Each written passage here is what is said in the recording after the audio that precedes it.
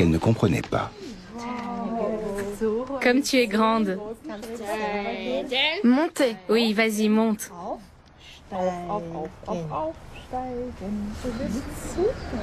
Sarah ne sait pas déchiffrer ce que son interlocuteur pense ou ressent. Elle est autiste. Après plusieurs mois de thérapie, l'un des premiers mots qu'elle a prononcés était Alaska, le nom de son cheval. Pour la petite fille de 10 ans, le cheval est un trait d'union entre son propre univers et le monde extérieur, si angoissant. Comme Alaska ne s'exprime pas de façon aussi compliquée et ambivalente que les hommes, Sarah a appris à reconnaître quand il veut ou ne veut pas quelque chose. Et de plus en plus souvent, elle y parvient aussi avec l'homme. Sarah suit cette thérapie depuis l'âge de 4 ans. Elle avait des problèmes de concentration, de perception, d'autonomie, de confiance en soi. Elle était très angoissée et on n'avait presque aucun contact visuel avec elle. Je n'ai pas de mots pour dire tout ce que l'association a fait pour nous avec cette thérapie. C'est si important pour Sarah qui a fait d'énormes progrès. La vie au quotidien aussi est devenue plus facile pour nous, les parents.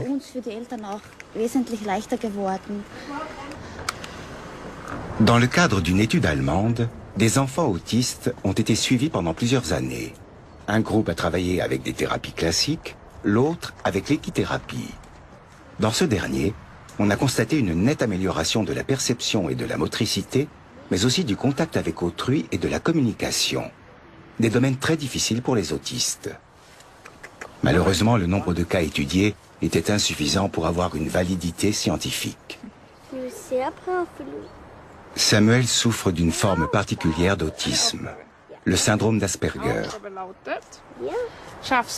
Est-ce que tu pourrais, sans que Philou ait peur et sans descendre du tronc, lui faire le tour de l'arbre et revenir par l'autre côté, sans tomber ni effrayer Philou? Samuel présente un QI très élevé et peut mener des opérations rationnelles complexes. Mais les émotions des autres, hommes ou animaux, sont pour lui de véritables énigmes.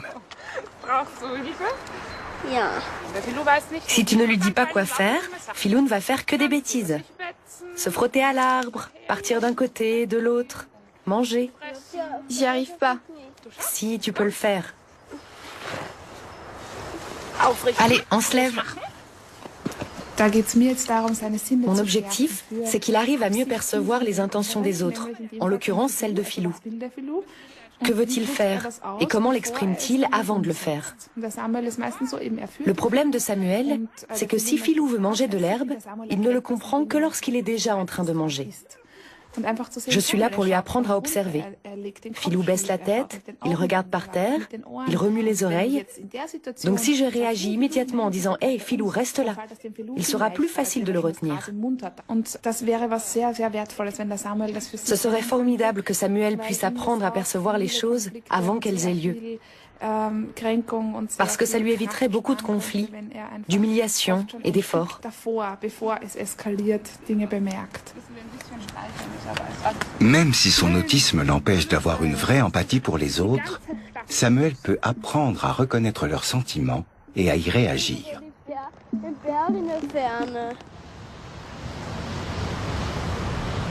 On manque encore de preuves quant au degré d'efficacité de la thérapie avec les chevaux.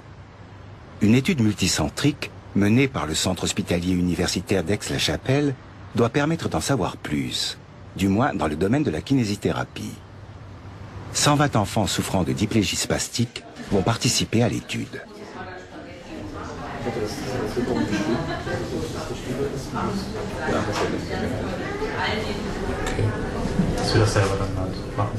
Les critères d'inclusion sont stricts pour que l'étude réponde aux plus hautes exigences scientifiques. Aujourd'hui, c'est la première consultation préalable de Lars avec le professeur Häusler, coordinateur de l'étude. Nous sommes obligés d'utiliser certains tests standardisés pour que notre étude soit considérée comme fiable. Le problème, c'est qu'une grande partie des évolutions des progrès ou des changements résultant d'une thérapie ne peuvent qu'être difficilement constatés ou quantifiés avec les méthodes existantes. Pendant 1 an, l'évolution des capacités motrices de Lars va être suivie de près. Les participants sont divisés en 2 groupes. Le premier fait du cheval, l'autre pas. Au bout de 6 mois, c'est l'inverse. Ce plan d'études croisées permet d'obtenir des données comparatives. Lars, qui fait partie du premier groupe, se réjouit de pouvoir bientôt monter à cheval. Essaie de faire rouler la balle vers l'avant avec ta main. N'importe laquelle. Parents et enfants doivent aussi remplir des questionnaires sur leur qualité de vie. Des contraintes auxquelles ils se plient volontiers, car ils espèrent qu'au final, si cette thérapie fait ses preuves, les caisses d'assurance maladie accepteront de la prendre en charge. L'étude associe plusieurs hôpitaux et des équiciens expérimentés, une condition nécessaire pour obtenir un échantillon de patients suffisant. Elisabeth Wimmenauer, qui travaille en Belgique, à quelques kilomètres d'Aix-la-Chapelle, va s'occuper de Lars. Regarde, elle sourit aussi. Tu veux continuer? La diplégie spastique est une maladie congénitale et Lars devra faire des séances de kiné toute sa vie.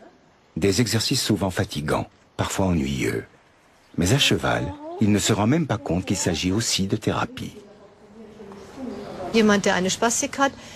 Un malade atteint de diplégie spastique a un tonus musculaire trop faible dans le tronc et trop fort dans les jambes. Quand il monte à cheval en se laissant guider, le tonus musculaire du tronc augmente alors qu'il diminue dans les membres.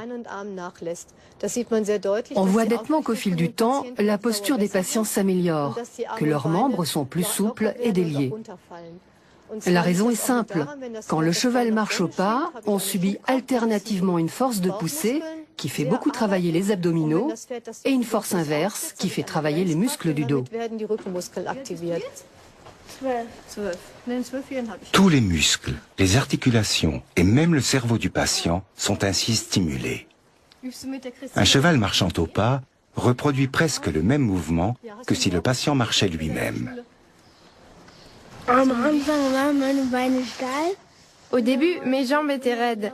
Elles ont commencé à se détendre et maintenant, elles sont toutes souples. C'est grâce au cheval. Parce qu'avec la selle, elles sont écartées. Lionel participe lui aussi à l'étude. Il lui a fallu du temps pour se familiariser avec son impressionnante monture, car Lionel est aveugle. Das kennst du ja. Ja. So. Und dann kommt der Tyson gleich neben dich. Voilà. Okay. Tu es bien installé? Ja. Ja. Okay. Gut so. Okay. Das ist weich, ne? C'est tout doux. Guck mal. Regarde là les longs poils, c'est sa crinière. Langen Haare. So. Okay. Was hältst du denn Pour Lionel, ces séances sont vite devenues un vrai plaisir. En quelques minutes, ses muscles se détendent. Son sens de l'équilibre s'est aussi amélioré, tout comme sa posture. En 24 ans de métier, j'ai vu tous les jours à quel point ça aide les enfants. C'est aussi pour cette raison que je continue, parce que c'est un métier difficile qui ne paie pas beaucoup. Il faut être vraiment passionné pour le faire. Mais dans ce métier, on voit des enfants mettre un pied devant l'autre alors qu'on pensait qu'ils ne marcheraient jamais. J'aimerais que la communauté médicale nous reconnaisse un peu plus et que l'assurance maladie rembourse ces séances. Voilà pourquoi on fait cette étude. Du, das weiß ich nicht. Der ist draußen auf dem Hof. Pour Lionel, c'était la dernière séance. Il est déçu de ne plus pouvoir monter à cheval dans les 6 mois à venir, car il doit maintenant attendre la fin de l'étude. On saura alors si les progrès souvent constatés par les familles et les thérapeutes peuvent être scientifiquement prouvés.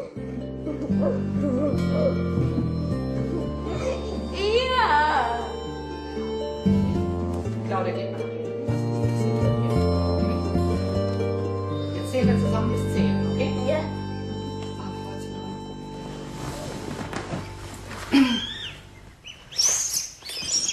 50 enfants ont déjà bénéficié de l'hypothérapie. Quand les 70 autres enfants auront eux aussi fini leur séance, on aura enfin une idée de son efficacité. Mais une tendance se dessine déjà. Si on compare la période juste avant et juste après l'hypothérapie, on voit que pour 4 patients sur 5, la fonction motrice s'est globalement améliorée. Même pour ceux dont la progression est moins nette, quand on leur demande quelle est leur impression ou celle de leurs parents après l'hypothérapie, on se rend compte qu'il y a eu des améliorations qui ne sont pas mesurables sur le plan moteur. Par exemple, dans le tonus musculaire au niveau du tronc ou la capacité à s'asseoir seul. L'un des enfants a aussi appris à mieux se repérer dans son environnement. Il est plus confiant dans ses déplacements. Ce sont des choses difficiles à mesurer concrètement. On peut le comparer au cas d'un bébé qui grandit, d'un jeune enfant qui apprend plein de choses à la fois. Jour après jour, il y a des petits détails, des progrès qui ne sont pas mesurables par un test, mais que les parents perçoivent. C'est pareil pour nous. Notre défi, c'est de réussir à évaluer cette amélioration de façon globale, avec un ensemble de tests qui ne sont pas prévus pour, puisqu'ils s'appuient sur des modèles très grossiers.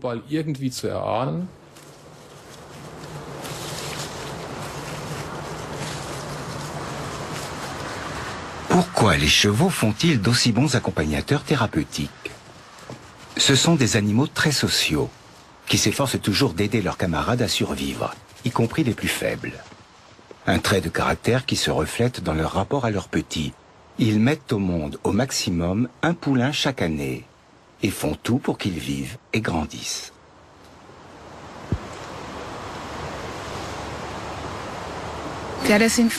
Ce n'est pas dans la nature des chevaux de mettre d'emblée un jeune à l'écart parce qu'il est handicapé. Au contraire, ils font tout leur possible pour qu'il s'en sorte quand même. C'est leur caractère. Ils veulent intégrer même les plus faibles au troupeau. Je pense que c'est pour cela qu'ils s'intéressent autant aux humains dont ils perçoivent clairement qu'ils leur sont inférieurs. Ils veulent les réconforter, les soutenir, les motiver, leur donner de la force.